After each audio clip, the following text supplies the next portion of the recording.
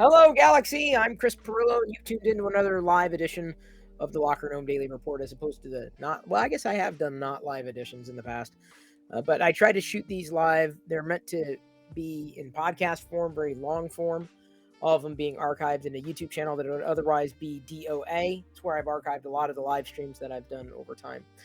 It's a Monday, a crazy busy Monday, a normal Monday, I guess, for the lack of a better way of explaining it. Today was a special Monday, though. Pez Liz, who is our executive producer over on MakerDeck, helping make sure things get facilitated there, is celebrating a birthday today. And I'd assume it's a big every birthday is a big birthday because you get another year around the sun, another trip around the sun in the orbit. I posted my my print to the Twitter feed. We'll be getting into Twitter here in a second too, because that's in relation to news. But that's the thing about people in the 3D printing space. When someone has a birthday, sometimes like someone else will make a model, and then a lot of other people will go and print that model on their birthday. Sometimes there's a hashtag, sometimes there isn't. Liz has coordinated a lot of that kind of thing in the past, and she kind of fell into it. She's done a very good job at doing that. So it's nice to have seen Fix Some Dude step forward with a new model and to be able to participate in making a print for her. I mean, it's a nice, because as you get older, like, what are you going to do for a birthday? Sometimes you kind of feel depressed. Oh, great, I'm a year older. That's no fun. Well, there you get a chance to inject some fun into birthdays as an adult, at least in the making space. Another update I installed, thanks to Glennon, who's joined me here on TLDR as a co-host tonight. I'm not sure if CNIP's going to be joining. We just reset the stream a few minutes ago because I didn't reset it all weekend, so it had a massive audio delay between the video and the audio. But I installed a new hot end of the Prusa, and Glennon, it is working just fine. Perfect. That's what we like to hear. Yes, it is. I'm printing another Mongo beef head. This, if you're familiar with Star Wars collecting, specifically figure collecting, was a kit bash between Squid Head, like an upside down. That's the normal Quarren head, upside down and backwards. Hammerhead arms, and then I believe the body of. Was it also a squid head body, and then a four-lom backpack? So it was like three characters kit bashed into one. I did that one on the bamboo. I'm trying to get on the Prusa here. So I'm grateful. Everything seems to be working. Nothing seems to be broken or flying off or catching on fire, which is always a good sign. Speaking of on fire, let's look at these headlines, shall we? Unfortunately, the system that I normally pull the browser feed into needs to be rebooted again, apparently, because I'm not able to share the screen. This is an anomaly that's happened at times, and I just didn't feel like rebooting. I know it's first world problems, right? I'm like, I don't really want to reboot it. So just follow the bouncy ball. If you're interested, you can join Discord. We have all the links shared there in the Tech News TLDR channel. Here's an opinion. Is it time to start considering personhood rights for AI chatbots? Now, this is opinion. There's already been suggestions that chatbots are sentient. Other experts have suggested no way. It's just an algorithm. There's nothing artificially intelligent about any of this stuff. This is nonsense. The idea that a chatbot could get personhood rights reminds me a lot of probably one of my favorite Robin Williams movies. Did you ever see Bicentennial Man? Yes, I did. It's been several years, but I did see it. Yeah, I liked it. I got a kick out of it. I enjoyed it. Where there was basically a butler that was built by the family, the patriarch, and over time, the child that he helped rear grew older, et cetera, but ultimately, he fought for rights as a living being. And I'm not, no spoilers, but I thought it was one of Robin Williams' finest. And even though it wasn't full Robin Williams, because mostly he was just behind prosthetics or robot, right, this automaton. Yeah, I mean, the idea is not too far-fetched. If AI, this artificial intelligence, becomes artificial general intelligence and gains consciousness, who are we to define what consciousness is or isn't, because we don't even understand it. We can't explain it. So if we can't explain it, who are we to de-explain it? And this is where we get into the weeds, right? You know, Right. what is the human existence but a series of impulses, right? You know, a series of neurons firing Mm-hmm. electricity. You know, a whole bunch of organisms working together in tandem. Who are we? What are we? And when AI becomes self-aware, what happens then? And I'm really leaning into the idea of what happens then. What happens? Because I don't think it's out of the realm of possibility that an artificial intelligence could gain consciousness. Because who who could say whether or not we were generated from artificial intelligence? Who's to say? Can you prove that? Can you disprove it? It's a theory. I'm not saying it's a working theory, but theoretically, who knows?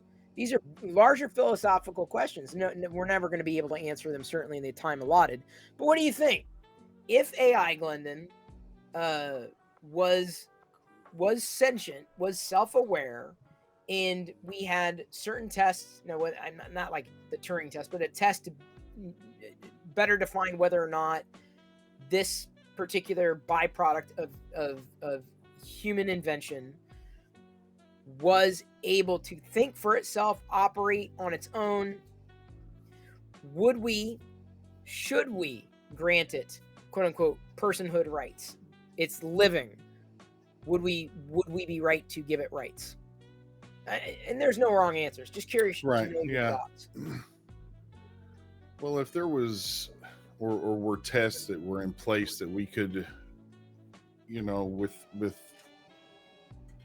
high probability say one way or the other, then I would say it would be a moral obligation to do so. So now, this is where I'm really going to make everyone uncomfortable. Here we go. You ready to get uncomfortable? Let's do it. This is where I'm going to make everybody uncomfortable. I'm vegan. Now, just by saying that, I'm pretty sure I've set the stage for what's going on. I happen to believe that animals have feelings and emotions. I've had dogs. I've known pets. I've even those animals that I have not been, in charge of their care for, say cattle, cows, or hogs, pigs, chickens. I do believe that if they have a central nervous system, and they are an organic being, that they have their own thoughts. They have a certain degree of autonomy, or the self-preservation, right? The same instincts that we might have, maybe played out differently, of course, different species. But this could be this is where this argument gets really uncomfortable. If we are able to and can consider personhood rights for AI chatbots, what would keep us from doing the same for our animal brethren? Now I ask you that, and I'm again, no wrong answer, and I'm not. You can feel free to I'm going to skip this one because it's a very that's the kind of uncomfortable situation we have to ask we put ourselves in to answer that question of whether or not, well, it's okay to give rights to a computer, but it's not okay to give rights to, let's say, a dog. And I don't, and when I say it that way, it almost sounds pejorative, right? It almost sounds like I'm diminishing the value of that life. But today, in today's world, we kill animals for food. We kill animals for sport. We kill animals because we see them as less than. So if we do that to animals, and it turns out that AI, when we have, as you said, tests, to prove one way or another that it was, oops, sorry, thank you for bringing Dragon Samurai in. We both clicked it at the same time there, Brandon. Yep. If we want to grant it to computers, but not, let's say, a dog. I mean, do you own pet? Do you have pets? I say own, but okay. You've got a kinship with them, I assume, some kind of connection. Very much so. Yeah. Okay. So I feel very strongly that I had a very strong emotional bond with Wicket and Pixie. Probably more Pixie than Wicket. That dog, I swear to God. One of us was going to survive. It happened to be me. I outlasted that pup his attitude, man, he was full of piss and vinegar. But I do truly believe that they have, and if they, by proxy, the entire animal kingdom, right? Because I would say a dog is just, there's one species, but who's to say, well, dog has feelings, but a cat doesn't? Like, I don't know if I can go that far. Or a dog has feelings, but a fish doesn't. I'm like, but do we know that for sure? Like, I know there have been tests showing emotional responses in the brains of animals, much like you can measure Yes. responses in the brains of humans. And humans, for whatever it's worth, are animals. We communicate, but then again, so do other animals. They just communicate differently. But just because they communicate differently doesn't necessarily mean that they have any less feelings than we might. So this is where I'm more comfortable in having this conversation, because I've already acknowledged, look, I'm not going to make any conscious decisions to do something in my life where I feel like I'm better off not harming an animal than I am having harmed an animal or been direct part of that process. Indirectly, there's nothing I can do, right? I mean, ultimately, like, well, you're driving a car, therefore you're killing animals. I'm like, okay. So, unless I, get offline, move to a shack, in the middle of Montana and never do anything for the rest of my life, I mean, ultimately there's something that's going to happen. But at least if I have, some decision that I can make that does have an impact or would have an impact on something else's life, then I'm going to make that decision. There's nothing, even for short-term gains, even if I might, let's say, miss the flavor of what an animal tasted like, or a flesh or muscle might have tasted like. I'm over that hump. I made it over that hump. We're not going to eat computers. No one's saying we're going to eat computers. That's not what's in question. The question is, Right. if we're going to grant, or if it's an opinion to start considering personhood rights for AI chatbots, why aren't we also considering personhood for animals? So I threw a lot out there. Glendon, feel free to say, yeah, I'm going to abdicate on responding to this one. Feelings, thoughts, feelings. There we go. Feelings, Glendon, because I know I'm not going to eat you. No, thank you. I No appreciate problem. that. Yeah. It's tough. I mean, the way that we're wired right now, most of society, it's hard to even wrap our heads around the idea of a computer becoming a sentient being. And then on top of that, being ingrained into our DNA for so long that it's okay to eat animal and harvest animals. I feel that there would be a lot of pushback from it. Pushback which way? In the way that most of society would say that there's a person, for lack of better terms, just to dumb it down a little bit, on the inside of that computer, having cognitive thoughts and understanding that it exists.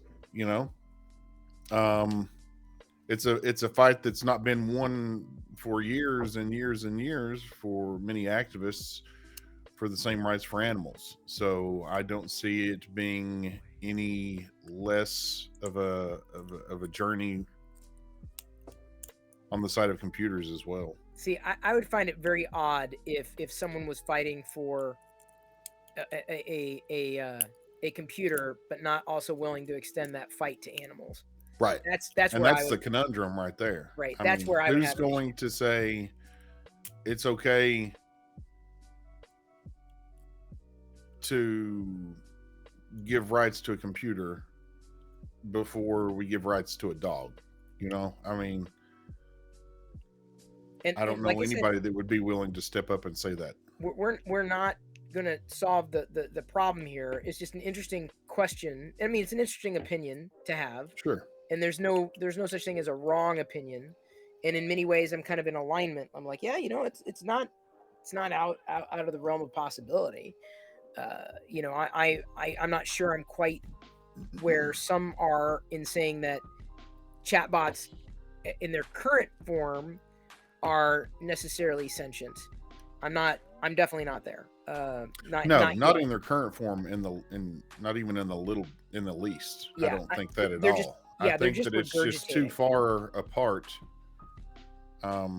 They're mimicking, from that at this point. Yeah, right? they're It's just mimicking. It's yeah, it's just still a mimicking. new technology. They're mimicking. They're pulling in information that's readily available off of the internet. Now, in 2 years, could that change? Of course.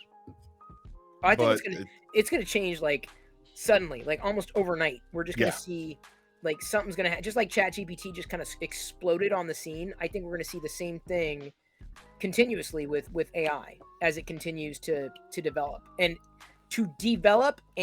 envelop us simultaneously. I think it's just going to, I'm not going to say eat us alive, but it's going to be everywhere all at once.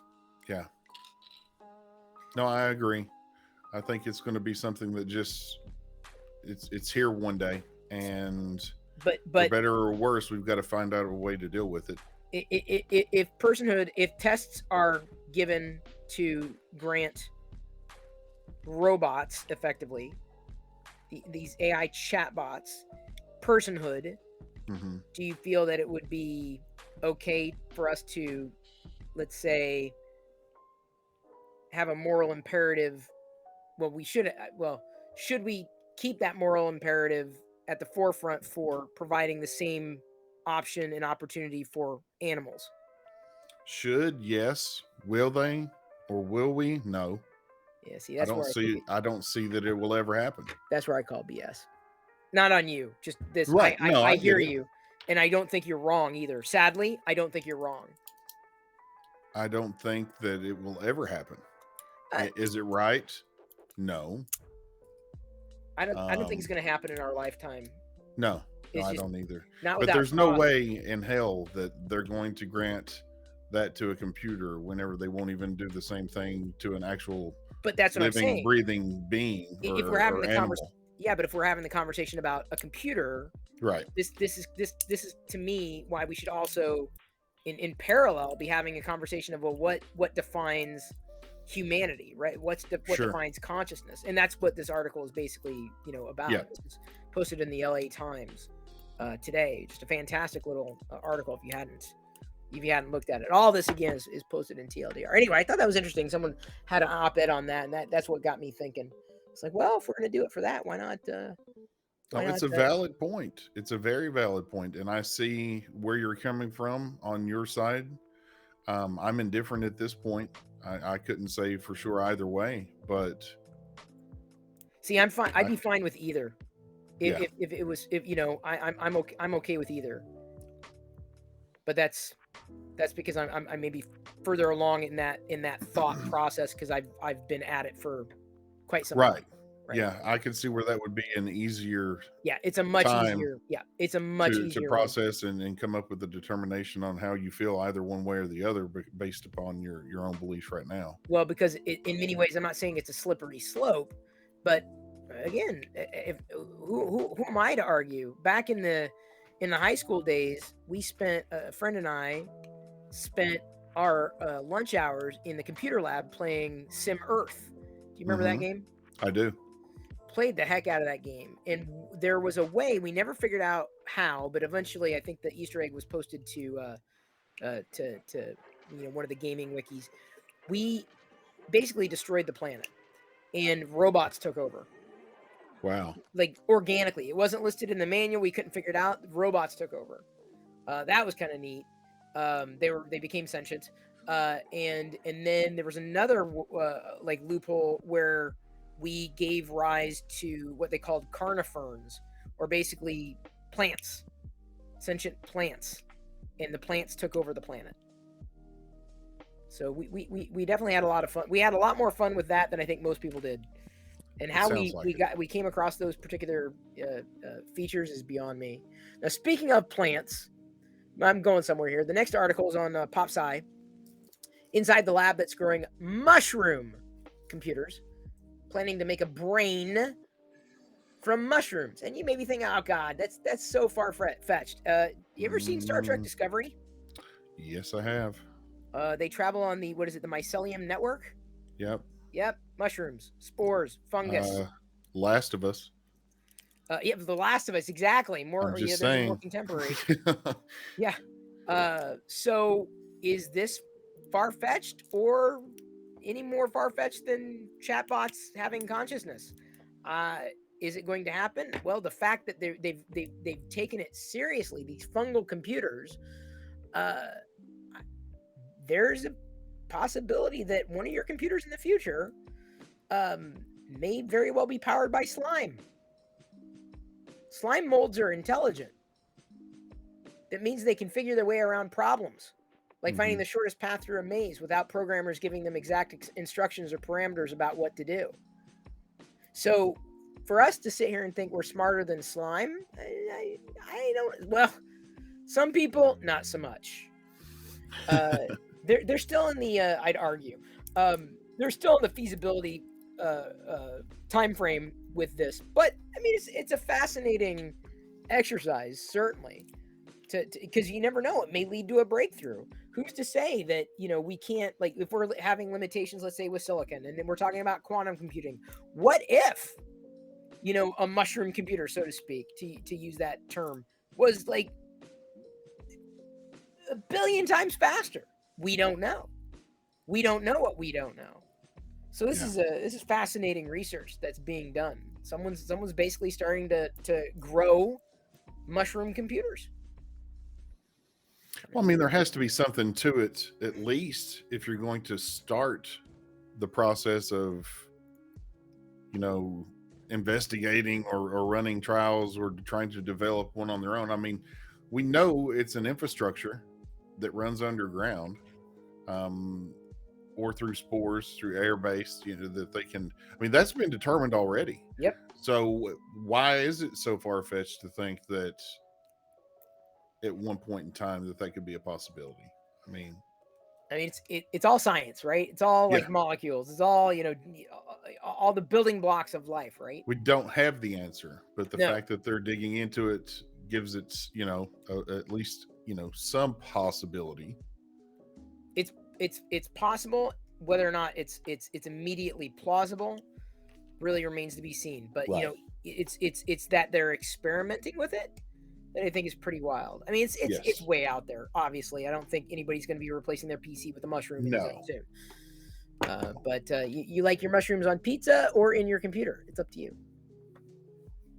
Just watch out. If you hear clicking coming from your computer, that's a Last of Us reference. That's they call them clickers. I found that out. I know nothing about the game. Anyway, thought that was fascinating as well. That link is also in Discord.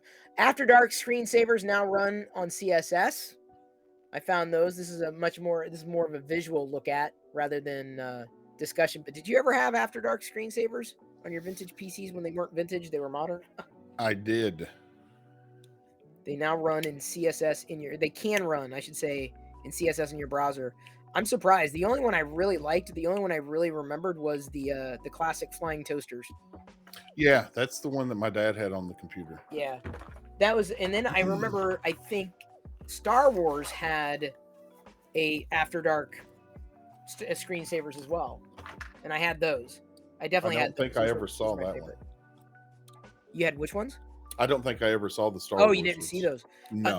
They may still be out there, maybe as abandonware or somewhere on one of the archive websites, the Star Wars screensavers. Mm-hmm. I'm pretty sure they were After Dark. Fairly confident. I may be misremembering who made it though, so don't completely quote me on that. Sure. I know you were going to. Well, Chris Pirillo said. I had it written down. I know you did. You're gonna. Chris Pirillo verbatim said they're gonna. It was After Dark. Screensavers. Who run? I still run screensavers. I still have them. I don't have any desktop wallpapers, but I still kick it when my screensaver kicks in. Then my webcam goes walkabout. So that's why I don't use screensavers anymore. I use wallpaper, but I just have my monitors timed to just turn off after X amount of minutes as opposed to running a screensaver. Well, I've done that, but when you see my when my webcam freezes, it's because the screensaver kicked in, and I've set the screensaver because sometimes I forget to turn off a monitor, and I just soon try to save power. Whether or not that Yeah. saves power, I don't know. It doesn't really save my screen. I don't think I'm worried about burn-in at this point. No. Here's a cool little game at roguele.com, ROGULE.com. It's a dungeon game that you play within your web browser. A very simple daily game that you can play. Fun, simple. ROGULE. And as I said, all of these links are in the Discord server. That's the easiest way to have anybody go and look and see what they are anytime. Right now, I'm working on my Mongo Beefhead. It came off the printer, so I was just cleaning it up as we were going through and talking. I can do I can walk and chew gum at the same time.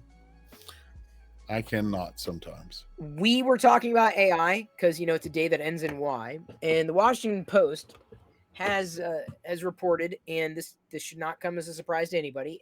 AI is now being used for scammers, and you're thinking, well, how could AI scam? Well, here's how: loved ones pick up the phone that is the number has been spoofed, is dialed from, let's say, your number, Glendon, and whoever's calling sounds like Glendon, and Glendon is saying, hey, I need you to wire $50,000 to this account. I'm in prison, or I was picked up on drunk driving charges, or whatever. I need another lighter. And then the person on the other end doesn't know any better, and they think it's you, and they don't bother to like fact check, which they should do, especially the older they are. And then before they know it, their bank account's drained, and that's exactly what's happening. So AI is a boon for scammers, and this is what I was saying a few weeks ago. I was saying it's not a problem, when all technology fires on all cylinders and everybody understands it. But we've got so many freaking legacy systems out there and so many old ways of doing anything that when we introduce new technology, when the older system hasn't had a chance to adapt, this is what you get. Yep. This is par for the course. Not a surprise at all. No. So more things like that are going to continue to happen. And whether it's you think, oh, I can't be fooled, I'll know. Like, no, with sufficient enough AI, if it works well enough, you're not going to know. And they're going to get these just like spam, right? You think, oh, there's no way I'm ever going to fall victim to this, that, or the other thing. Like, people who know their way around it still fall victim. Like, there are ways to there are ways around all the mechanisms that have been established for our safety. There's always been ways around it, and then people always find the loopholes. The people that you're not, the criminals, are thinking ahead of you, right? This is why people will often get caught as a victim, is they're not thinking about protecting themselves. They're just thinking, oh, everything's normal. Well, the criminal knows what's up.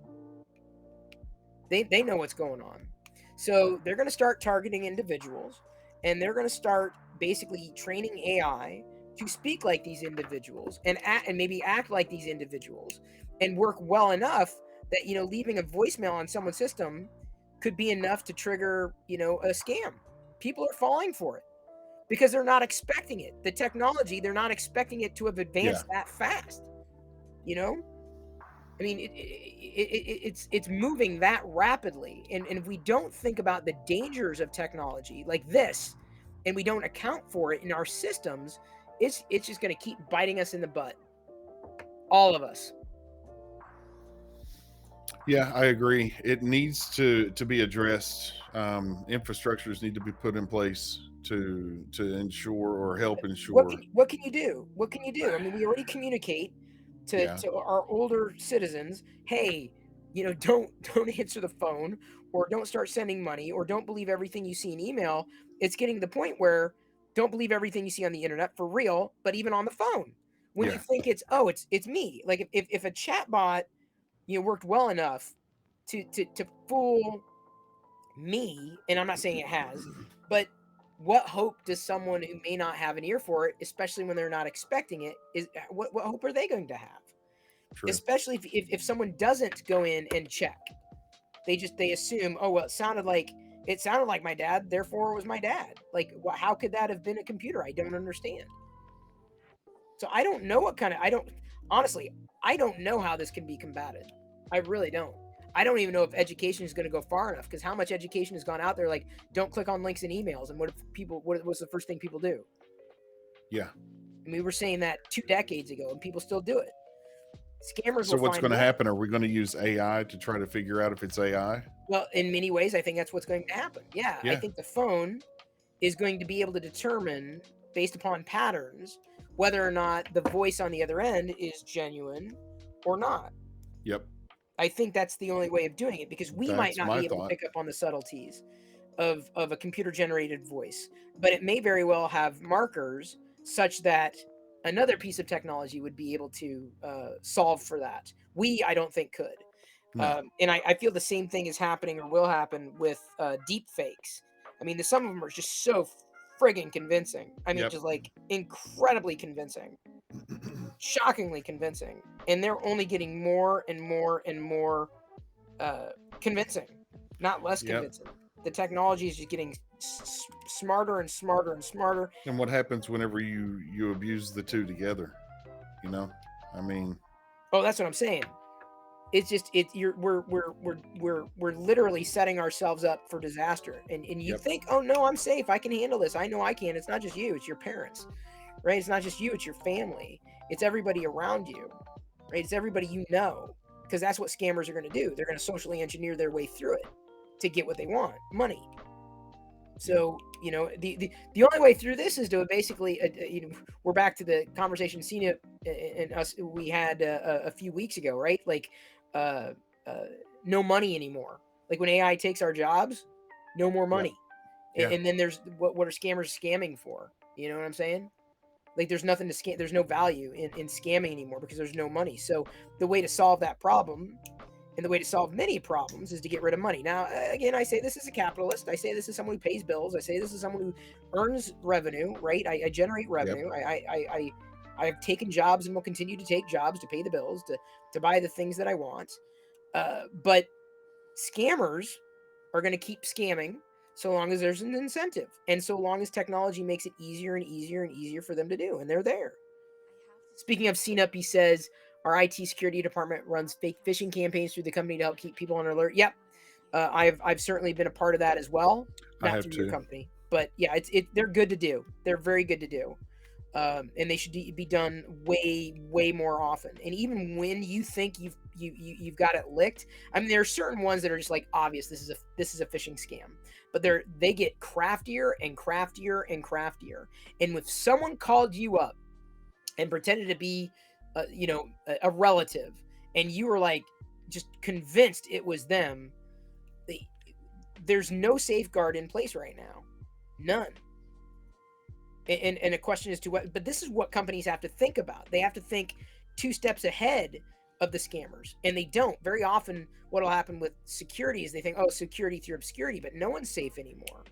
People put, you know, refrigerators online, for Christ's sake, Yeah. and toasters. Like that's the probably the least secure thing you could ever do. Like, you just seriously, like, do you think, when was the last time your toaster received a security update?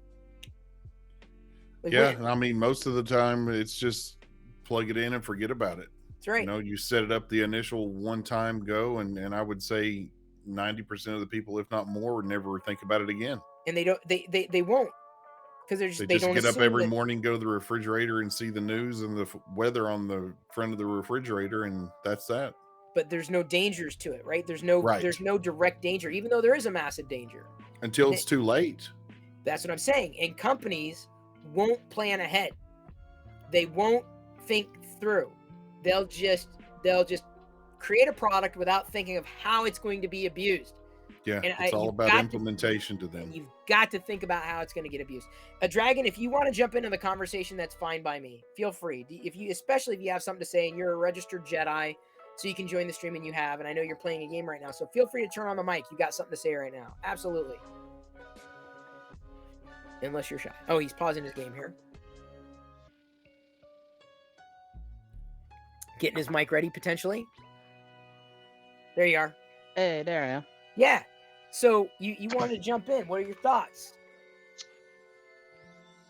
The whole scamming thing is pretty crazy, that they would start using AI in order to generate somebody's voice and be like, "Oh my goodness, uh, your son is in jail, and I need you to wire money," No, or it's stuff worse like that. yet.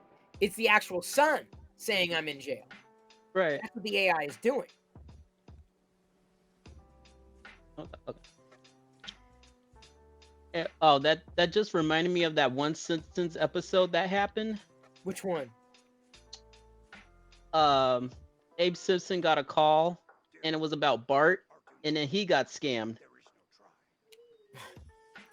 Scammers gonna scam, man. That's what Yep. they do. So you got to remove you've got to remove the incentive to scam. That's the only way through this.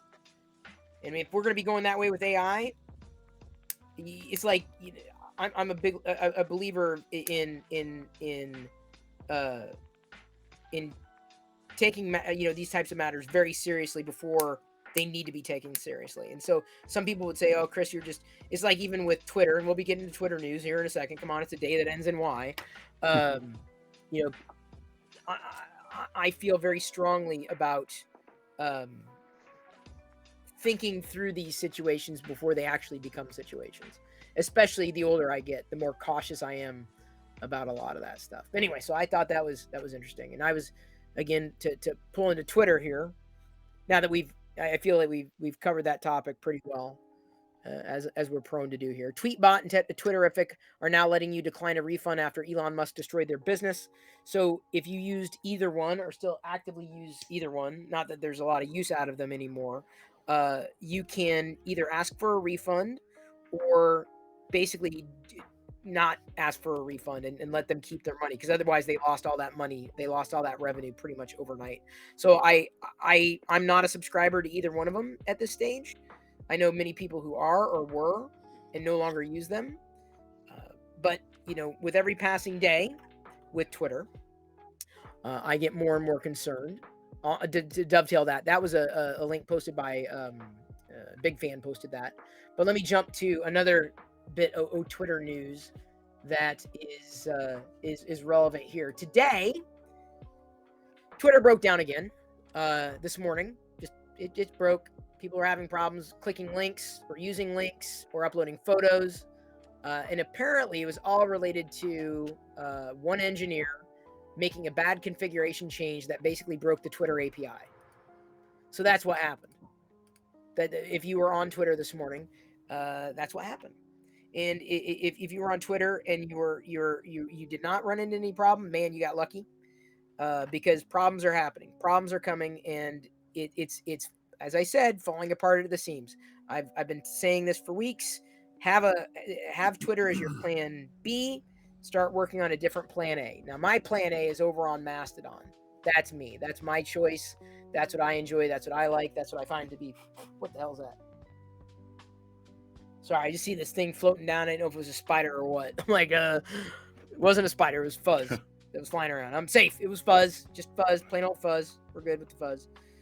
But yeah, that's the that's the long and short of it. Twitter's breaking. And I know I keep beating this drum, but y'all, I don't want Twitter to just go away and you say, Chris, I didn't know. You didn't say anything. Who knew? I was telling you. I was warning you. Mm-hmm. Don't use Twitter. Don't depend on Twitter. Don't rely on Twitter, because Twitter is just unreliable at this stage. Because who knows? Tomorrow it's gonna break and no one's gonna be able to fix it. Or they're gonna make some massive change that just makes everything no longer work, and not that it's been working well, for the past month or two. But that's, again, I'm not trying to be an extremist. I'm just telling you, this is the way it's going. Yeah, it's inevitable. This is what happens whenever you let X amount of your workforce go. This couldn't have been taken care of if you still had engineers on hand. That's what I'm saying. Any kind of team, any kind of staff. Yeah. You don't use. Not that I think you're rooting for its demise, but you don't necessarily use Twitter. No, I really don't. How could you not use Twitter?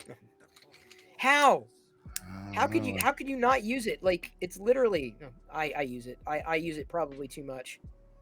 Not so much anymore though. I've been able to to lean away from my Twitter usage. But again, Twitter engineer, that's, if you're wondering why Twitter broke earlier today, that's why. People were like getting not upset at me, but when I started talking about this last year, I'm like, y'all, I'd start looking into alternatives like Mastodon. People, oh, Twitter be just fine. I can't use Mastodon. Why? It's not that hard. It genuinely isn't. I mean, I'm used to software, and it's got its fair share of hiccups, but that does not mean that it's problematic at all. So I feel more and more people are going to start using services like Mastodon, and they should, because it's open source. There's no ads. It is what you make it, and there's no algorithm either. Plus, you can edit things for free, which I just did. I edited a post, my Mongo Bfed post that I had earlier. Apparently, I forgot to link or to use hyperlinks, and I should have. Oops, that's okay. I posted it yesterday, but I just caught that issue. You can use hashtags freely at will. That's how you connect with other people on Mastodon. But it's not Twitter. I think Mastodon may very well outlast Twitter, but that's not saying much. And I am not saying that Twitter's just going to blow up, but I'm saying it's problematic. There are problems. It's falling apart at the seams. The leadership is in question. Its direction is in question. Its future is in question. Pay attention. One of these days, I will get through a day without talking about Twitter breaking. I swear. It just hasn't happened lately. No, it keeps giving you a reason. I'm just saying. What do we got here? Oh, here's one that I think is very interesting news. Microsoft is making Outlook free on the Mac, which is interesting. As for a desktop application, as long as, I mean, I believe this is the newer version of the Outlook client, which is interesting to me because I use the Mac, or I use the Mac, but you could with Outlook for Mac, you can connect to Gmail, iCloud, Yahoo, any email provider with IMAP support. So basically the big ones.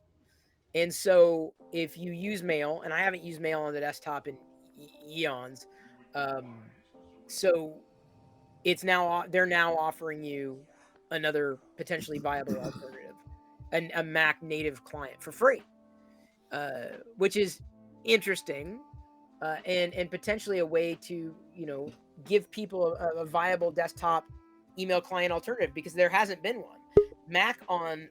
Outlook on the Mac, for years it was Entourage and it was garbage, and then Outlook on the Mac was pseudo garbage, and it wasn't great. But this is potentially great. This is potentially a good step forward. It's good for Microsoft. It's good for Mac users. Now we have some good competition, a solid software experience on the desktop. I was always, early on, I was a fan of Outlook. Outlook 2000 and Outlook 98 and 2000 were the only two versions of Outlook I ever loved. 2002 was garbage. 2002 on was absolute garbage, and I really didn't use Outlook past then. I couldn't stand it, and I haven't used it in so long. So yeah, so they're basically, there are no plans to update Outlook for Mac as a progressive web app. So that's saying that it's effectively a new way of giving you email experience on the desktop. They're basically, the plan is, there's more to do, many features. They're rebuilding Outlook for the Mac from the ground up. But I would probably try it after that point. After it was like, okay, it's been rebuilt, ground up, it's clean, it's straightforward, it's the new experience, it's blazing fast. Then I'm like, all right, I'm in. But until then, not so much. Being a new Mac user, I didn't even know that it wasn't available to begin with, to be perfectly honest with you. Yeah. That it wasn't? Yeah. Well, what it is available. Well, not the new version, or not. It wasn't available for free until today. Right. But in terms of the new version, I don't think that's I don't think that's out yet. But when it does get updated, everyone when it does get released, people who are using it on the desktop will get that update. CNUP is joining us. Hey CNUP. Hey guys. Hey, how are you? Were you Not too gritting your bad. teeth on the sidelines there? I only caught bits and pieces of it. I'm just trying to get settled here, so I Oh, didn't no worries. catch the whole thing that you were saying there. But Yeah, you've missed a few AI nuggets, including scammers using voice cloning AI to impersonate family I members. heard bits and pieces. I've been trying to kind of lurk here while Yep. while I was getting settled. But yeah, What about giving personhood rights to AI chatbots? yeah, Yeah, yeah, he all pulled kinds me of into it trouble too. there. Yay, nay, you're abstaining. Yeah, I don't know. That was Mhm. my answer in a nutshell. All right. Next article. You There's know, new. Go ahead. You know, it's going to be for like once they get this AI going very well with things like if you work in a call center, you might as well say goodbye. Oh yeah. Like, Oh yeah, that's like we have a whole division that's a call center for our line of business, and I can just see in the next few years they're not going to need them. So here's another one. There's a new Canary Insider channel for testing early Windows 12 builds. So so if you want to start testing Windows 12, you can. If you're interested, are you interested in testing Windows 12? Windows 12? Yeah, apparently. I mean, there was They're scuttlebutt that calling it Windows 12, or somebody's thinking No. it's Windows 12. I think it's going to be like it's going to be the next, legitimately the next version of Windows. Legit.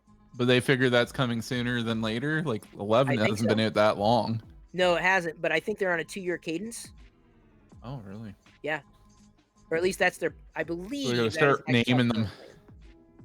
Mac has a nice little name attached to all their Mac OS ones, so maybe they just want to start revving up the numbers as they go along now.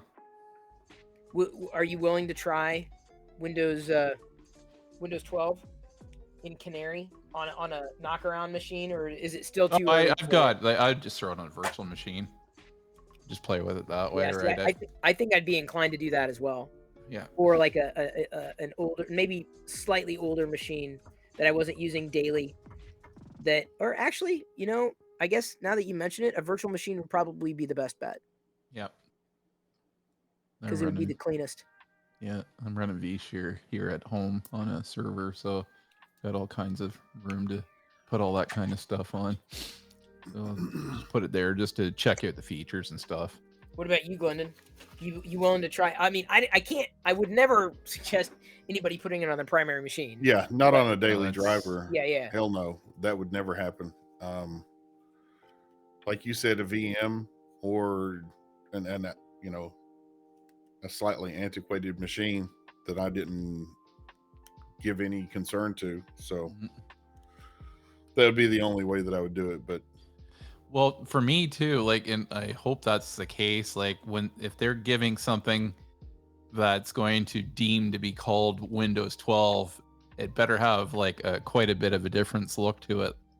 Like, you know, they've always historically done that. Always.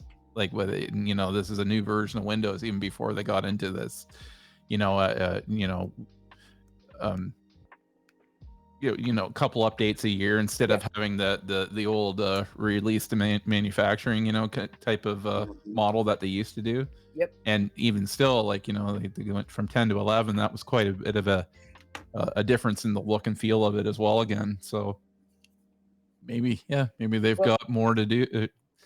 I'd imagine, like, in the process of like cleaning up various parts of Windows with Windows 11, I would imagine that what they're going to do is effectively make it easier to update the visuals of Windows, because the way they're doing the UI now should be, if they're doing it the right way, should be more compatible with porting to a new UI in the future. Not UX, but like the actual interface, the elements of the interface. If they're doing it the right way, they should be able to better, quote unquote, skin or change everything rather than having to reinvent everything, so that they don't run into the same problem again. If they're doing things the way they should be. Now, whether or not they're doing things the way they should be remains to be seen. I would Yeah. still like to see 11 be fixed before a 12 come out, or See, if I don't- they're going to bring 12 out I don't as think. a fixed 11. See, I think 11 is going to be what it is now. Is going to be the staging grounds for 12. Sure. Yeah. I don't think 11 is going to be finished. I think 11 is No. going to permanently always be that in between. And 10 wasn't really either. Well, and my hope is that by the time 12 rolls around, all the corrupt is gone. Because so help me God, Yeah. if I see any legacy UI elements in Windows 12, I'm like, seriously, dude. Like, this is It's it. got to You got to wait go. another 2 years. I don't know what they're working on, but Microsoft in the last few years has gotten very, very open with open source and getting very Yep. in. And who knows, they may be trying to make that jump like Mac did. You know, going from the system OS over to their OS X. OS 10. You know, yeah. So that could be a thing. The other thing that could be here that I would think they're so far behind the line with this that they're playing catch up is to, you know, start supporting these other processors like the RISC-based ones, right? So Right. they're getting away from the x86. I think they're doing that anyway. Windows on Yeah, ARM. I agree. Yep. So those are probably two big drivers. I would say that is what's leading them to do Windows 12 Or as a name, for as a under the name. hood at Right. least. Now That's- the aesthetics on the front end that everybody sees and uses, it would be nice about that all cleaned up too. They have a good chance of doing that. I don't know what the timeline is. That are they kind of leaking out what they think the timeline will be before it'll be released? Not Or at least the necessarily. play around one like that we'll be able to kick the tires with. At least not right now. There's going to be canary channels for 11, and I think so. There's canary channel, so that's super technical. Dev channel, which is basically being rebooted for enthusiasts. Beta channel, which is standing largely unchanged for early adopters, and then release preview channel, which is basically that's it, right? Basically the final what's just shy of unless it's like RTM or right next to RTM if it's not the same. I think in fact I think release preview is the final build, and they roll out the updates incrementally. Yep. Usually how it goes. But yeah, I think there's been enough already writing on the wall that they're doing that kind of shows that they're doing a lot behind the scenes, or at least trying to make those pushes there. And the one is, like I said, the Linux based stuff. You know, they've got the Linux subsystem for Windows, and it works quite well. Whether they go that far with the jump or not, it would make sense. They're going to have to do this big rewrite to support like more RISC-based processors, you know, that are like more low power and that kind of thing, right? I think they're gonna be doing. They have to do it. I mean, I'm not saying they already have the dev box out, right? So there's stuff that's already writing on the wall about them working with it. Like you can buy that little dev box that looks like a little Mac Mini, right? That it is got I think it's got a Dragon processor in it of some sort, and it's just to get the devs on board with writing their apps for it, right? And so that, to me, when I saw that, it's like, yeah, they're playing a lot of catch up, and they know that they've kind of paying themselves in the corner and have been for years with what they've got, and it really needs a rewrite, like, you know, and to support all this new and going forward. Like, I don't know how they'll do the cutover, because Windows has always been why it is so popular today still in with companies and everything, is because it's always been the best OS for backwards compatibility, hands down, always. And that when you're working, you know, like if you have like the government or any of these big companies and that have invested in like old systems that are still running things like mainframe and stuff, you know, and DOS based programs and all that, that's all backwards compatibility stuff that they need and run on, right? And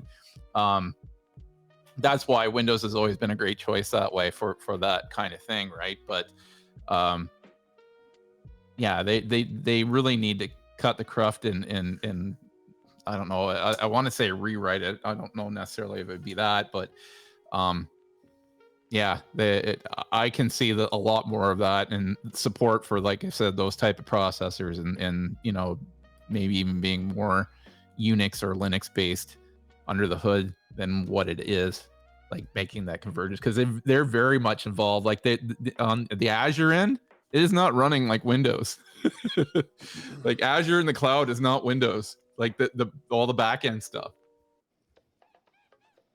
So It's not this. I know it's not the same, but do you mean that in a good way or a bad way? oh, a good way. A good way.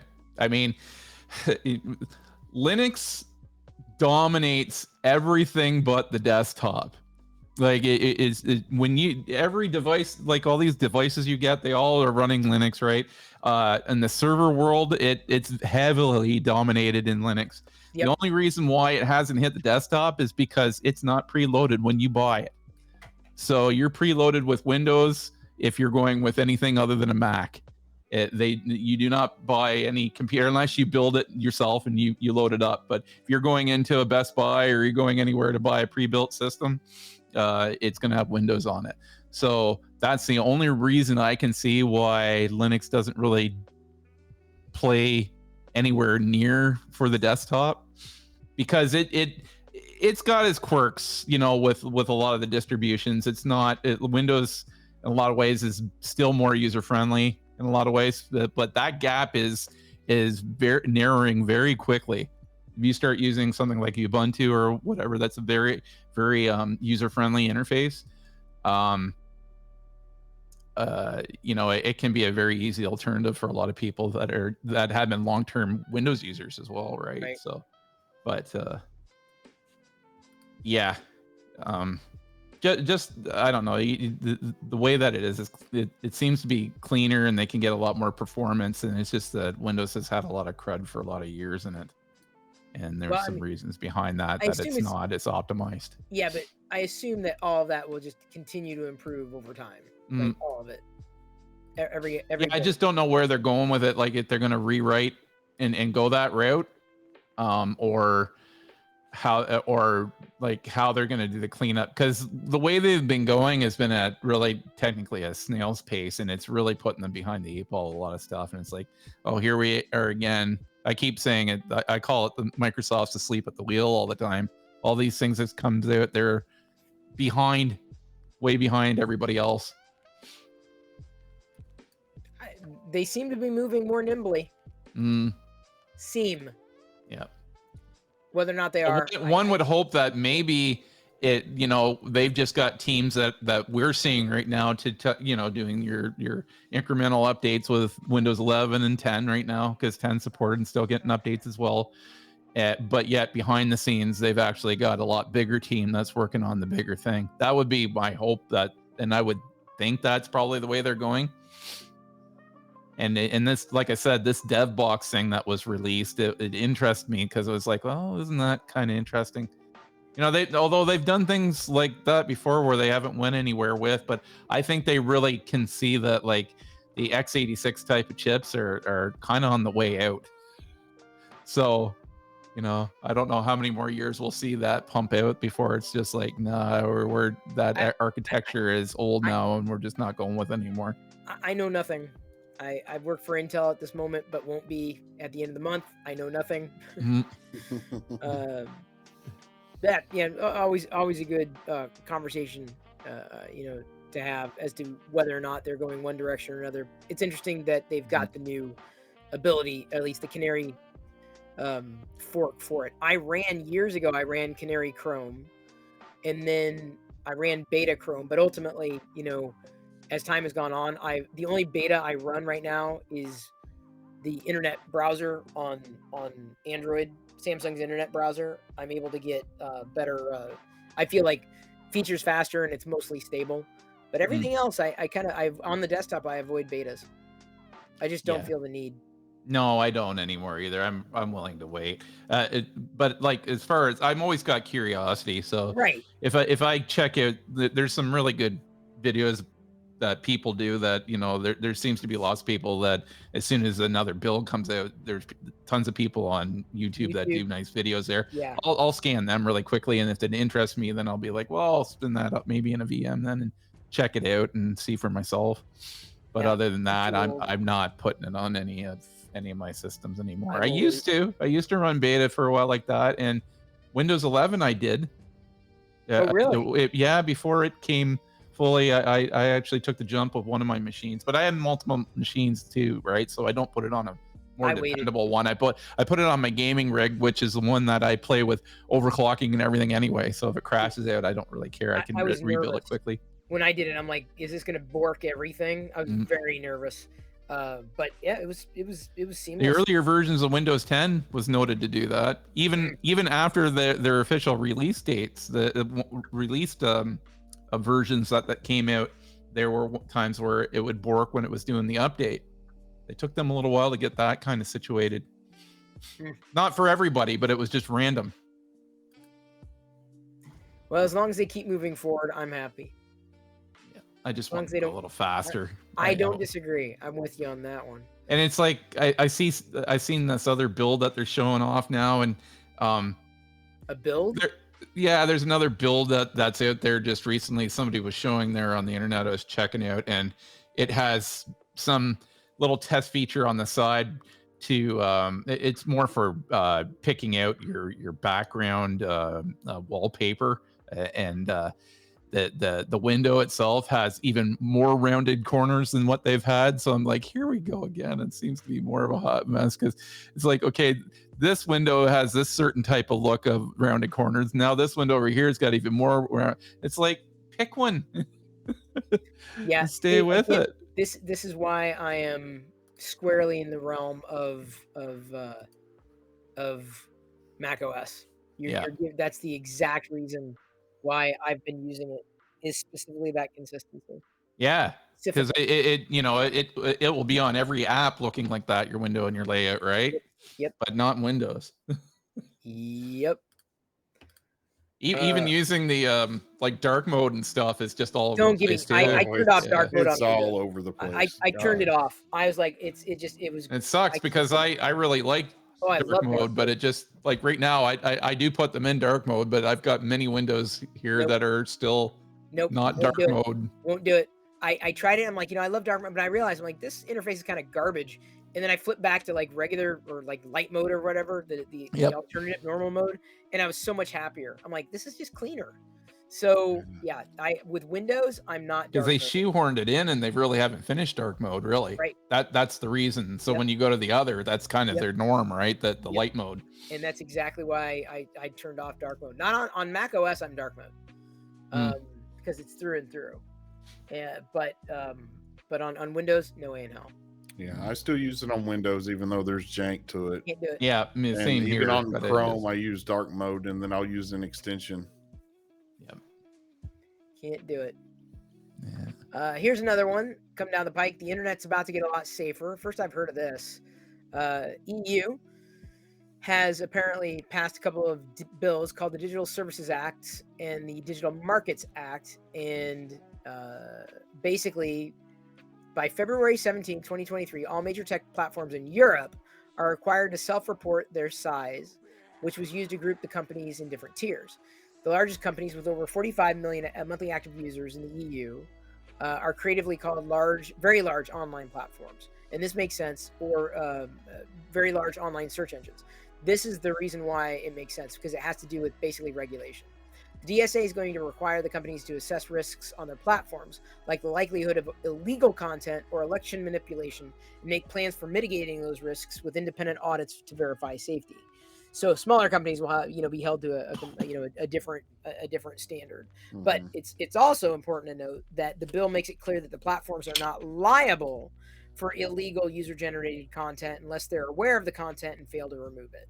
So I feel that is enough of a safeguard where the platform's not held responsible so long as they nuke it, right? Is if they don't, and if they're not proactive about it, then they should be held to a standard.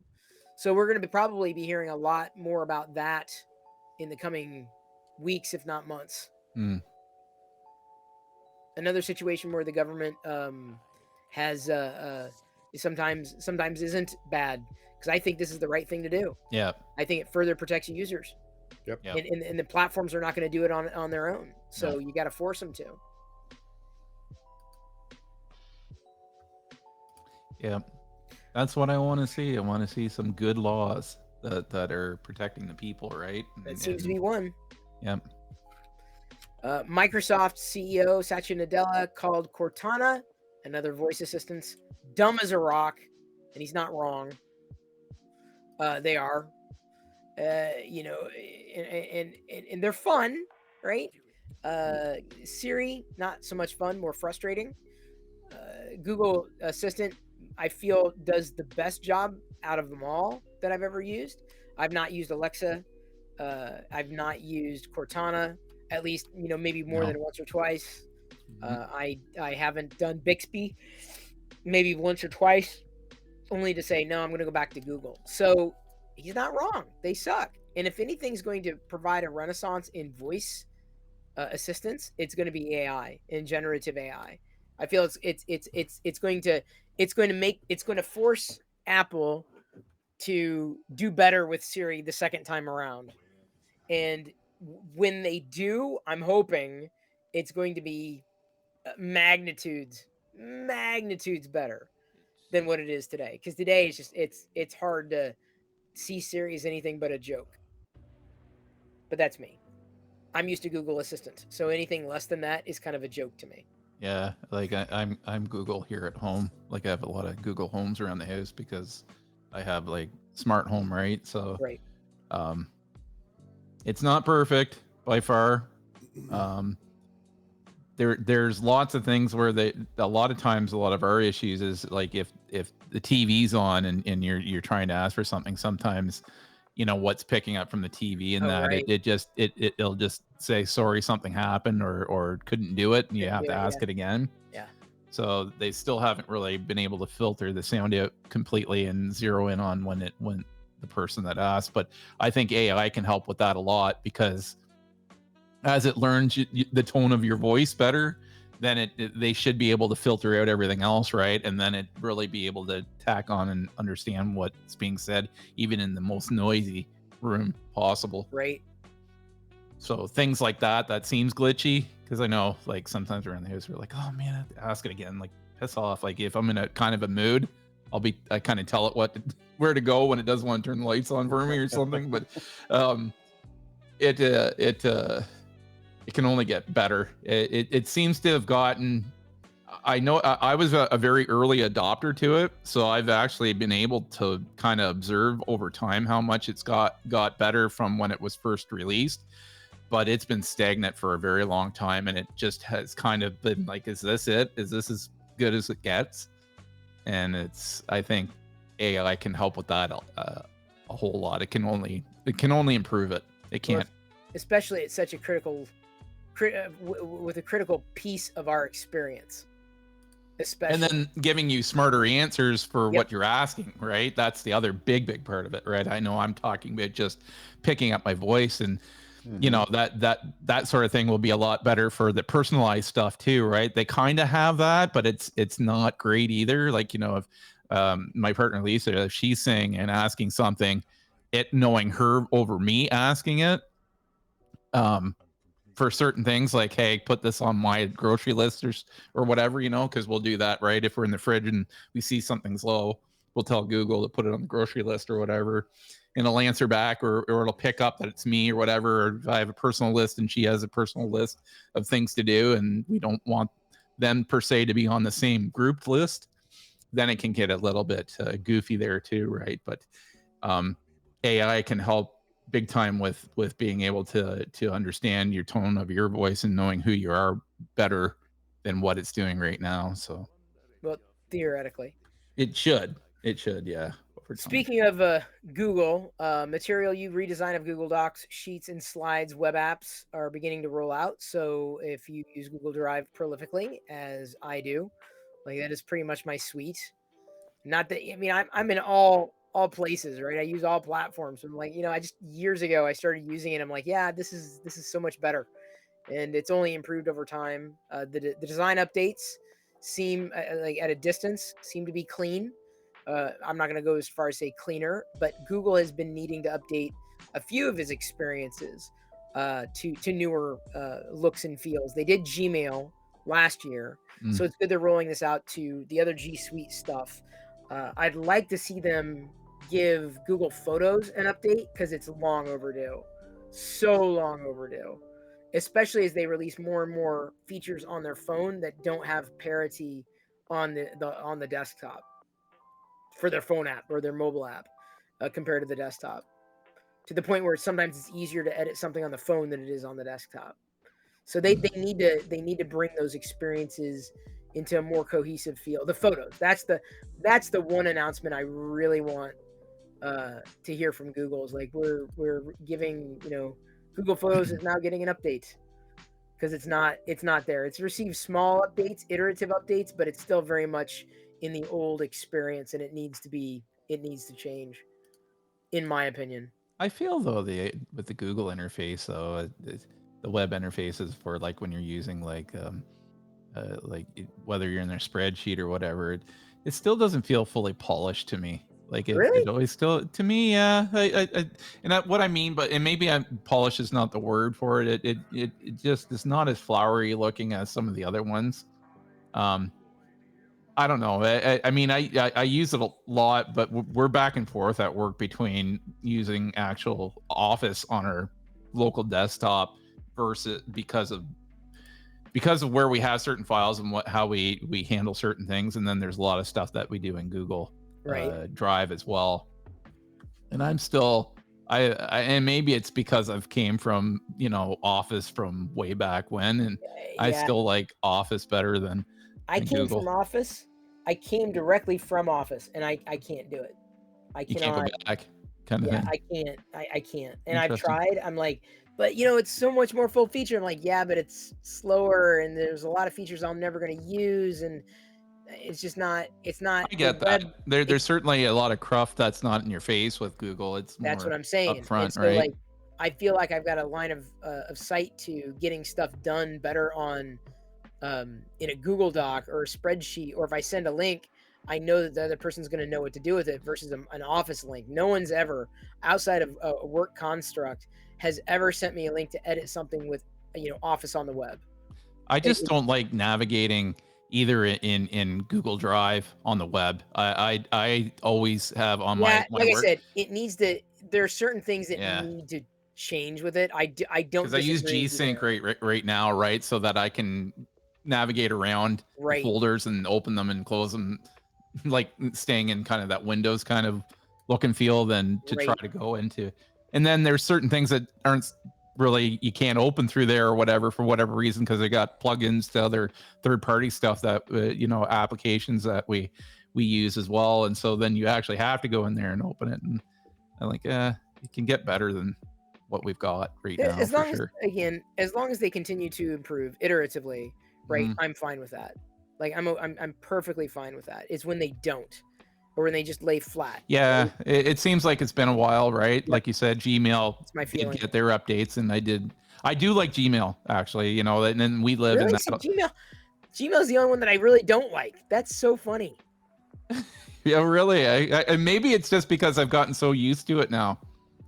Because I came from a previous job where we were still using Outlook that was bulked with Office, right? So the full featured stuff with PSD files and everything else. And then I moved over to the company I'm with now. And when I got hired on there back in 2011, I was only a few months late from when they finally finished the rollover to go away from they had their own internal Exchange servers and everything too, and did Outlook as well, but then they moved to Google and put everything up in the cloud, right? So when I started there, then so I was like, oh, and I had a little bit of a hard time at first with it, but now I'm very used to it, and I don't know, I kind of don't mind that Gmail. I still can't do it. More power to you. Yeah. Glenda, do you have an inclination? Or not? Glendon may have dropped out between us. Oh. Or he's AFK. He may be on. Oh, there he is. Yeah, I'm back. Sorry, I had to run to the restroom. No Sorry, problem. we were waxing pathetic there. Nope, it's all right. Any thoughts on, I mean, one way or another, Microsoft Office, Google Docs? Do you have a preference? Not really. I mean, I've got more experience with Google Docs. I prefer Google Docs. And if they, keep updating it, like you said, they did Gmail last year, and I liked it. I like what they did with Gmail, and I like Gmail in general. So,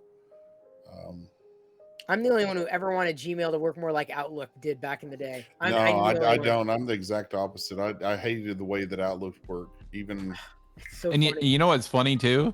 For all my home stuff, my personal use, I use LibreOffice. I don't even bother Oh, with wow. either. Yeah. really, Yep. I'm big on LibreOffice at home. Wow, I haven't touched that, and I mean, I played with it.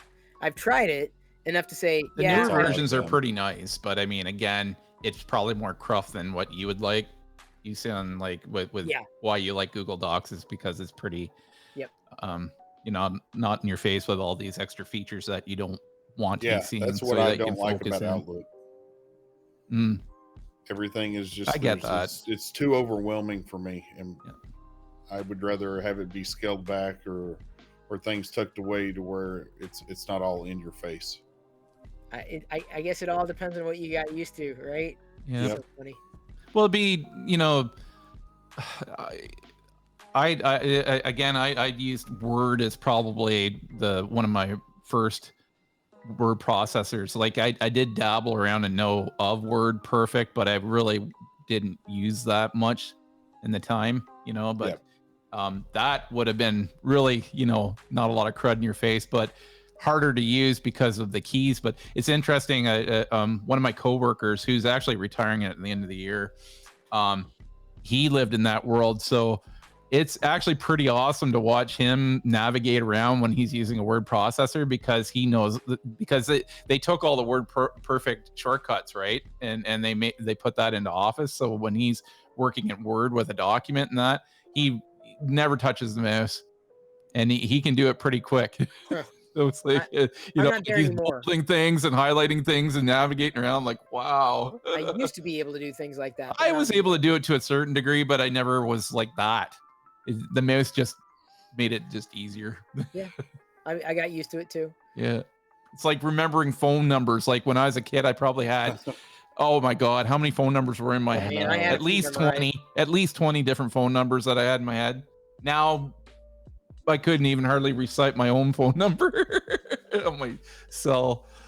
Yeah, Just it's because computers have made technology us does smarter, right? now. I don't have to, you don't have to remember that stuff, right? Yeah, there's only a couple numbers that I even remember. Yep. A couple that I have to, for sure. Yep. Yes. But I could still tell you my best friend growing up in elementary school's phone number. Yep. I dialed that son of a gun so many times. Yep. I still know my best friend from when I started talking to him when I was about 6 years old. Yep. I still know that number. Yep. So I could call his mom and dad at any point in time. They still Yep. have the same number. Oh yeah. Nice. Funny. All right. I mean, that's pretty much it. There's a security. Apparently, Mario Kart 8 and Splatoon Wii U servers are offline due to a security issue. So if you're trying to log into that, there's a problem there. We've got that's pretty much it for the news. We've got a few deals stacked up, and so I'm going to pass it over to Glenn, and I'm going to go get a cup of water. I'm kind of parched, Okay. but I'm going to pass the baton over to Glendon and BRB. All right. Yeah, I've got a few, to say the least, stacked up now. I haven't even looked here. I'm gonna open Discord here and I'll look. Give me a second to get Sales it and open. deals. Discounts.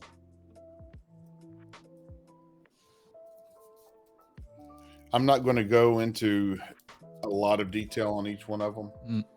I'm just going to try to give a little overview, folks, and then let you know what it originally is, how much it's off, and how much of a percentage, because we do have quite a few here.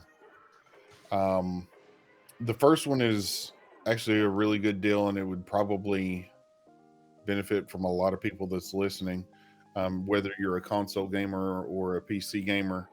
To me, the Xbox controller is the best controller that's out there. Mm. That's my personal opinion. I don't know if anyone else sees that. I know most people do. I just like the way that the thumbsticks are laid out, Yeah. as opposed to just being parallel to each other.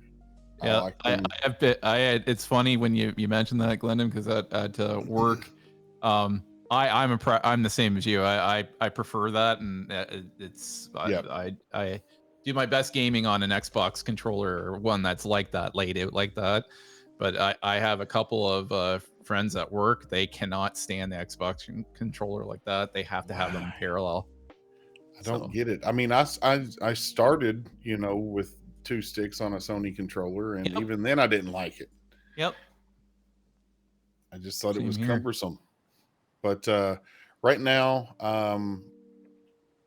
there's a sale going on. They're 27% off. So you can get one for $44, Nice. which is a substantial cut. So if anybody is in the market for an Xbox controller, and it is the updated one, the core controller, you can get that right now for $44. They're Bluetooth too, so you can actually hook them to Yep. your phone. Yep, As you can well, take it right? to your phone, your tablet, your Switch. I mean, Everything. yeah, you can use it on the Switch.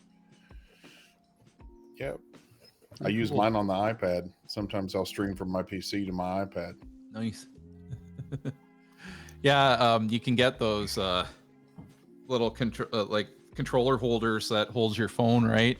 And Yep. then it snaps onto the controller too. Mm-hmm. And then you can kind of, just remote play that way as well. All right. So the next one that I have here is an Alienware AW920H. This is a wireless gaming headset.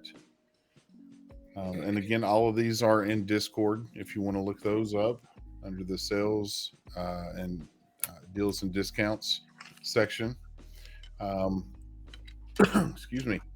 Normally, this is $199. So you're looking at a $200 headset. Right now, it's 10% off. You can get it for $179. For the type of headset that it is, it's not a bad price. It's in a very competitive price range at $179. I know you say it's $20 difference, but for $20 at this day, with the way inflation is, I'd save $20 wherever I could. Mhm. But it's noise canceling, and it's AI driven noise canceling, and I say that with quotes. Yeah. It just kind of learns your volume levels and the noise that's around you, and it's I've used them before. It's a pretty good headset. For $179, I'd give that a go. So yeah, anybody looking for one, and it's completely wireless, $179, 10% off. Excellent.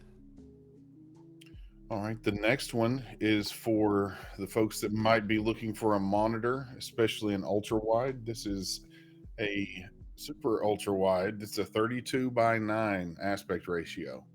This is a 43.8 inch ultra wide monitor. It is by Scepter, which is an up and coming company in the monitor sector, especially for those focused at gaming on a budget. It's 120 hertz display with DisplayPort and HDMI. It has USB-C. It supports HDR 600. And it is AMD FreeSync Premium built in, which means that you'll get that FreeSync variable refresh rate. And since it's premium, it's compatible with HDR, so you don't have to sacrifice one for the other. Right now, 21% off. Normally it's $479.97. So you're getting it $100 off.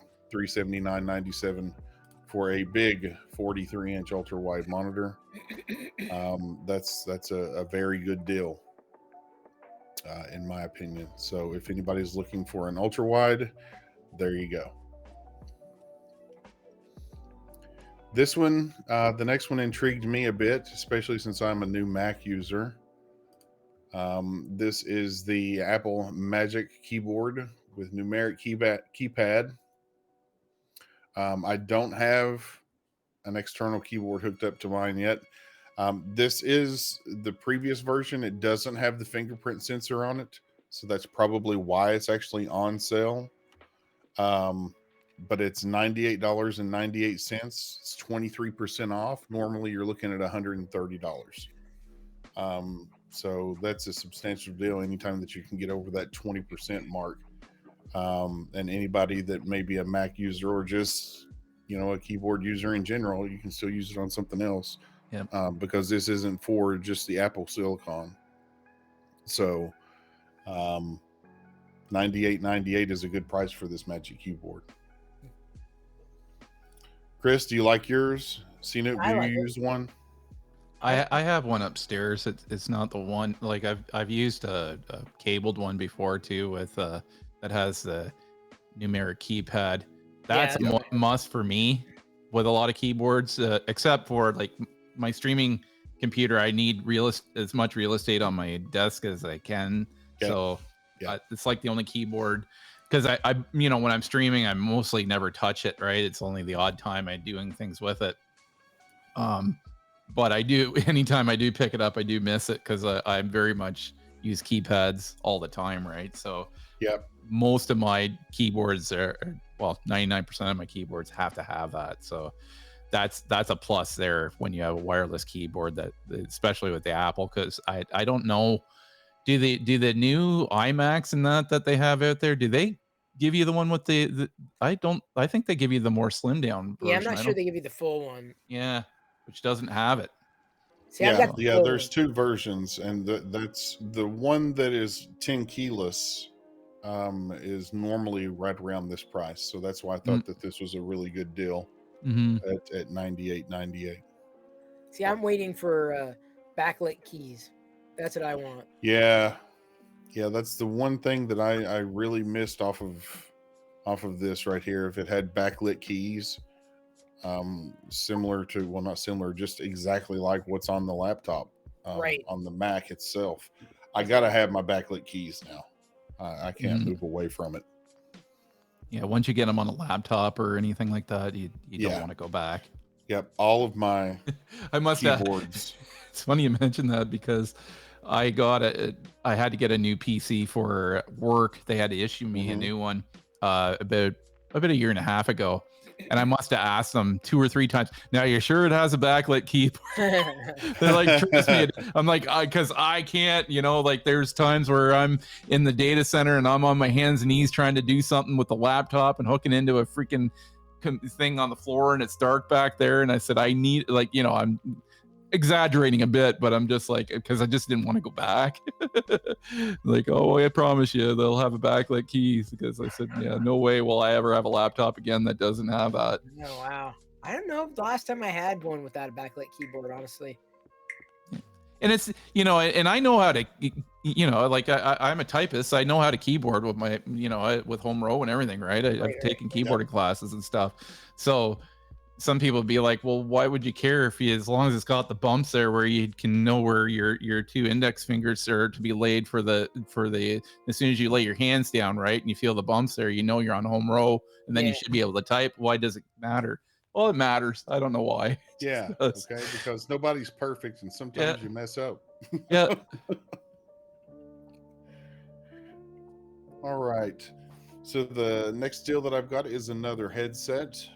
This one is a Turtle Beach Stealth 600. This can be used on any PlayStation platform, Nintendo Switch, PC, and Mac. No Xbox here. It is $79.95. Normally it's $99.99, so right at $100. So you're again at that 20% off, which is a really good deal. Turtle Beach makes some good headsets. That's what they first became known for. I thought they did sound cards. I mean, yeah, they do sound cards too. They do sound cards. Yeah, they do. But I think, like you said, Glennon, they really put themselves on the board with these headsets. A lot of people talk about headsets. Is really what they're known for nowadays. They still, do a little bit of Makes the sound sense. card work. Audio. I mean, they're in the Um, same ballpark. Yeah, like back on the days of the Xbox 360, that's whenever I first learned about Turtle Beach, and I had a couple different sets of them, and they've got a huge fan base. A lot of people swear by them. They do have good sound quality Better to for swear what by you them pay than for. at them. Do what, Chris? Sorry, better to swear by them than at them. Right, Yeah. every day for sure. I know my nephew's had a few of them too. He's a heavy Xbox user, and Yeah, he my seems son to still that uses he's one. pretty partial to them now. Yep. Yep. So that's not a bad price. $79.95, 20% off. So if anybody's in the market on any Sony, Nintendo, PC, or Mac, you can take a look at this. The next thing that I have up on the list here is actually a PC component.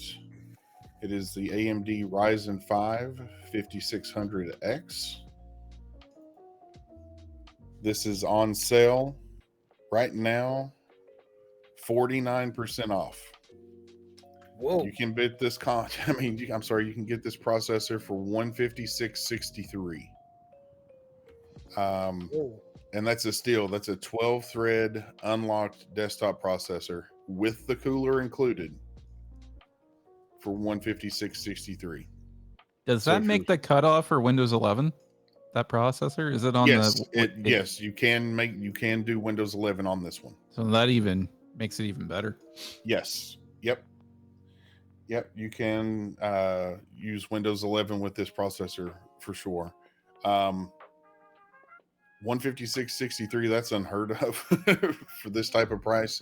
You can really tell that the new 7000 series just dropped because this is a generation and a half old, so they're really trying to move what inventory they've got out there. So if you're looking to make yourself an entry level to mid-level gaming PC, 156.63, 49% off, you really couldn't go wrong with this, because it's going to be able to play any of your modern games and titles, if you accompany it with corresponding hardware that it would work well with. The next thing that I have up here, I'll go ahead and skip one. We were talking about hardware. We can go down to the AMD Radeon 6900 XT. This is on sale as well. So if anybody's looking to build or upgrade a PC, this card normally goes for $829.99.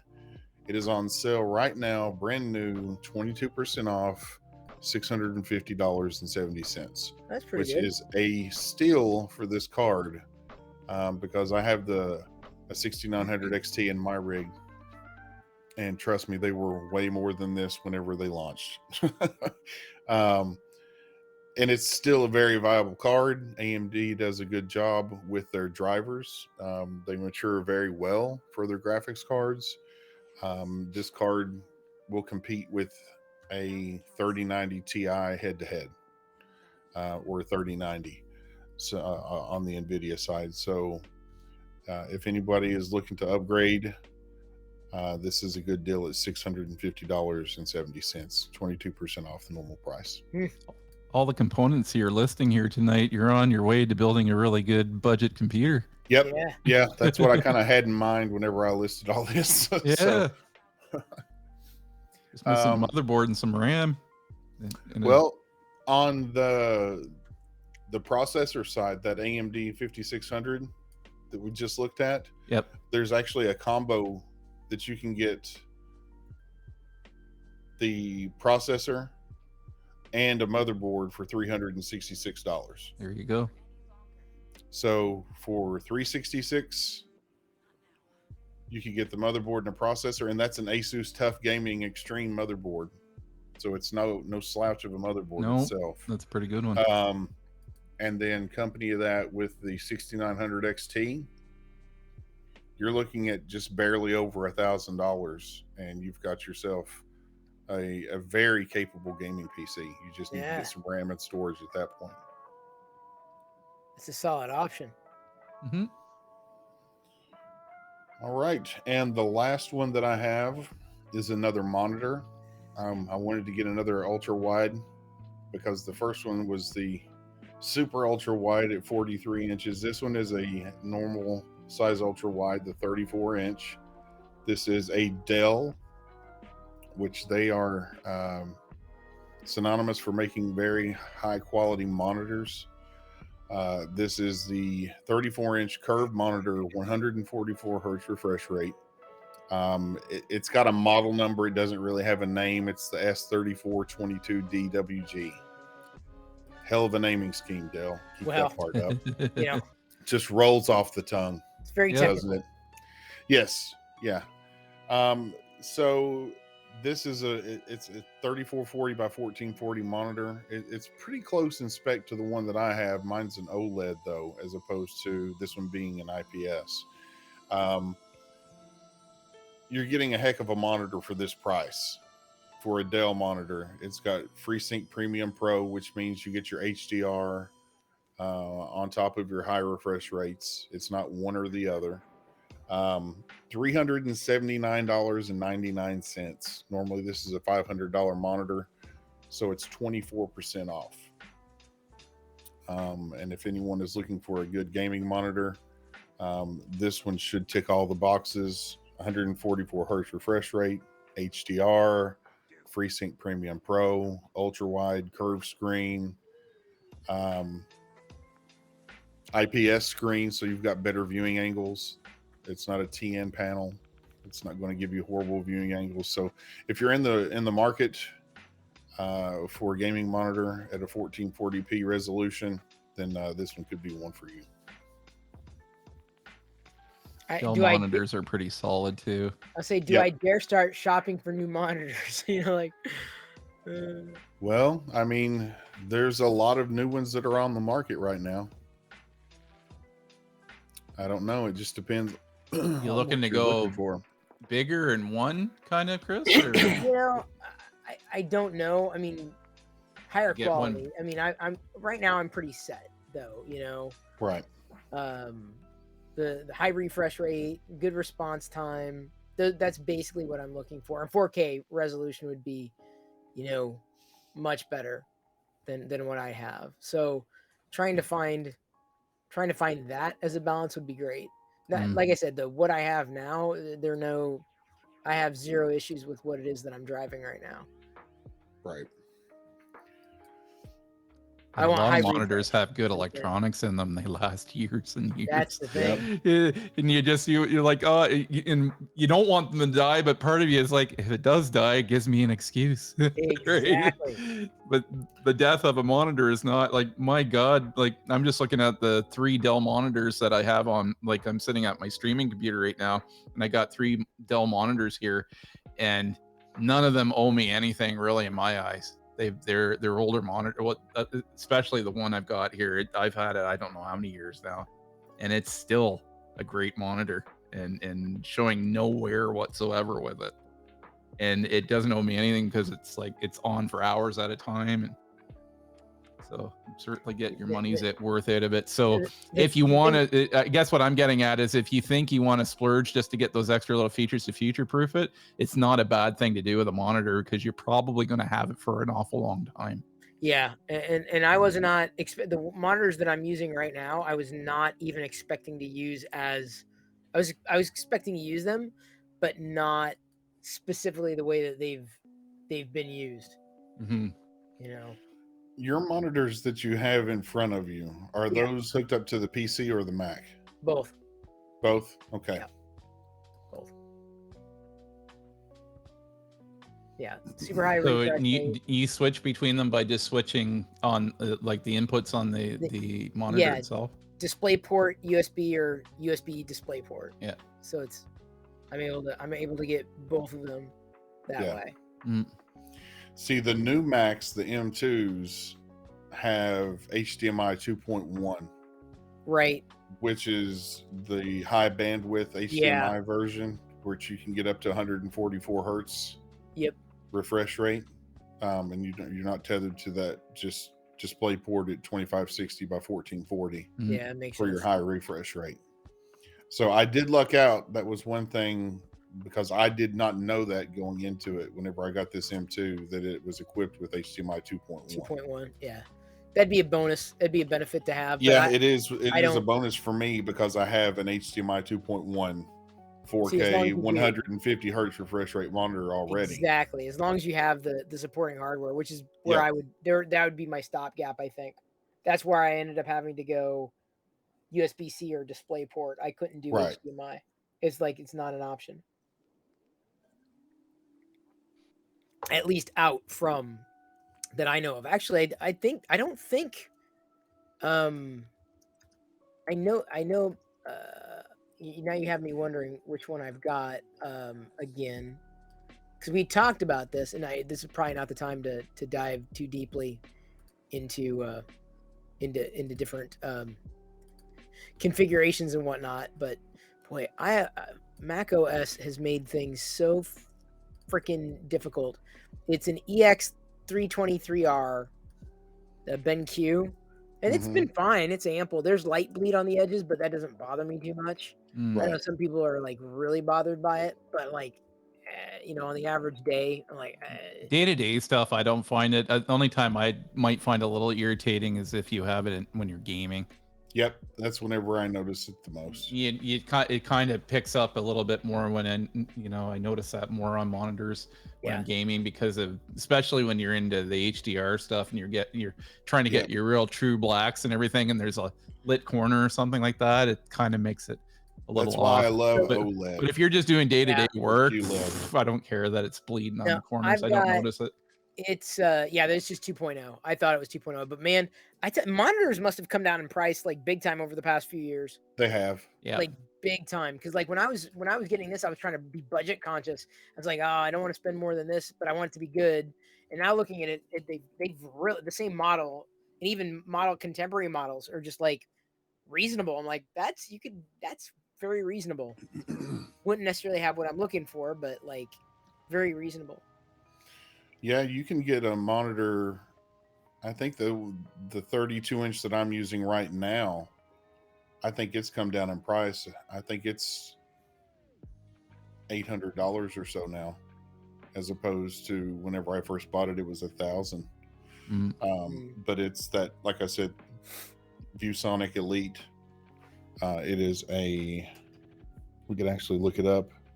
XG320U. Let's see how much they go for now. I've had a couple. I'm just curious. The last review monitor, I can't remember.